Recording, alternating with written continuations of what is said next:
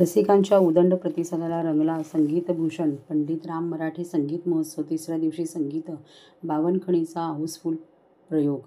पंडित शौनक अभिषेकी यांचे गायन आणि पंडित विश्वमोहन भट यांच्या मोहन वीणा वादनाने रसिक मंत्रमुग्ध. संगीतभूषण. पंडित राम मराठे संगीत महोत्सवाच्या 19व्या वर्षाचा कळसाध्यक्ष पंडित विश्वमोहन भट आणि सलील भट यांच्या मोहन वीणा वादनाने तसेच पंडित शौनक अभिषेकी यांच्या गायनाने लिहिला गेला. त्याचबरोबर अखेरच्या दिवशी झालेल्या संगीत बावनखिणी या नाटकाच्या प्रयोगास रसिकांची हाऊसफुल उपस्थिती होती. ठाणे महानगरपालिका आयोजित संगीतभूषण पंडित राम मराठे स्मृती संगीत महासमारोहाचे यंदाचे 29वे वर्ष होते. डॉ. काशीनाथ घाणेकर नाट्यगृह येथे 3 दिवस हा महोत्सव रंगला.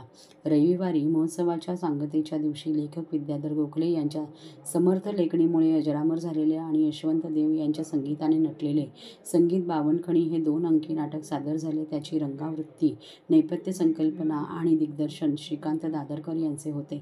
संगीत मार्गदर्शन ज्ञानेश पेंढारकर, नृत्य मार्गदर्शन स्मृती तळपदे यांचे होते तर निर्मिती प्रमुख म्हणून शुभदा दादरकर यांनी जबाबदारी सांभाळली. गौतम कामत, मैत्रेय नाईक, अभिजित कासेखेडीकर, प्राची जोशी फर्नांडिस, प्रसाद केळकर, हेमंत किरकिरे, प्रतीक फणसे, विधी मोरे, चंद्रकांत जोशी, तन्वी गोरे आणि धवल भागवत या कलाकारांनी भूमिका साकारल्या. रसिकांची सर्वाधिक उपस्थिती या प्रयोगास लाभली. दुसऱ्या सत्रात पंडित शौनक अभिषेकी यांच्या स्वरात रसिक न्हाऊन निघाले. त्यांना हार्मोनियम साथ अनंत जोशी यांनी तर तबला साथ तेजवृक्ष जोशी यांनी केली. तर महोत्सवाची सांगता पंडित विश्वमोहन भट आणि सलील भट यांच्या मोहन वीणा वादनाने झाली. त्यांना तबला साथ पंडित मुकुंदराव देव यांनी दिली.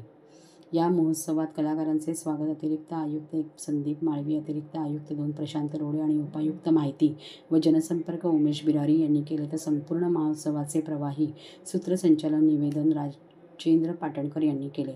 महोत्सवातील ध्वनी यंत्रणेची जबाबदारी भगवान भोईर यांच्यावर होती तर नाटकाची ध्वनी व्यवस्था अलंकार देसाई यांनी सांभाळली.